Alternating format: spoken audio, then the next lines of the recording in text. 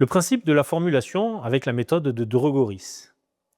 La méthode de Dregoris est l'une des plus utilisées pour formuler un béton équilibré en fonction des exigences mécaniques et de durabilité. Elle repose sur 4 points. Le choix des granulats, le dosage du ciment, le rapport au ciment, EC, et les adjuvants éventuels. L'objectif est de trouver la combinaison optimale pour un béton résistant, durable et facile à mettre en œuvre. En général, la composition optimale d'un béton de Dregoris, elle est comme le schéma montré ici. 60% de granulats, 10% d'adjuvants, 15% d'eau, 15% de ciment. Le granulat, 60%, ce sont les sables, les graviers assurant la structure. Le ciment, 15%, l'élément liant avec quoi réagit l'eau.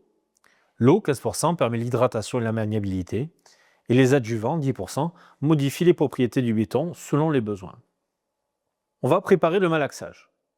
Une bonne homogénéité du béton est essentielle pour assurer les performances.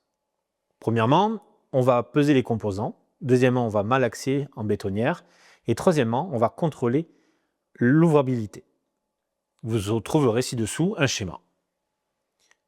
Ce schéma illustre le processus de malaxage du béton. Il montre les différentes étapes de la pesée jusqu'au malaxage final pour obtenir un béton homogène et prêt à être mis en place. Le transport et la mise en place. Après le malaxage, le béton doit être transporté et collé avant le début de la prise.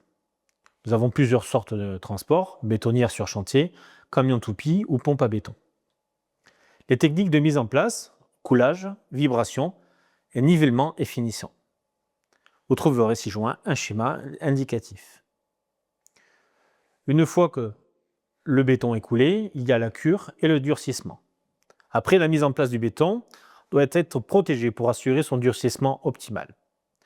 On peut faire une cure à l'eau, avec aspersion ou immersion, pour éviter que le béton chauffe trop. Une cure avec produit de cure, c'est un film protecteur sur le dessus.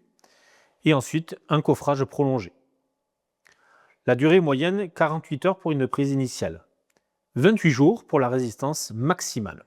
Vous trouverez ci-dessous un schéma montrant la résistance du béton selon le temps et les jours de durcissement. Le schéma montrant l'évolution de la résistance du béton avec le temps. À un jour, le béton atteint 20% de sa résistance finale. À 7 jours, il atteint 65%, ce qui est suffisant pour décoffrer. Et à 28 jours, il atteint 100%, soit sa résistance nominale. Le béton passe par plusieurs étapes critiques, de la formulation à la cure, qui influent sur ses performances finales. Chaque étape doit être soigneusement maîtrisée pour garantir sa résistance, sa durabilité et sa mise en œuvre efficace.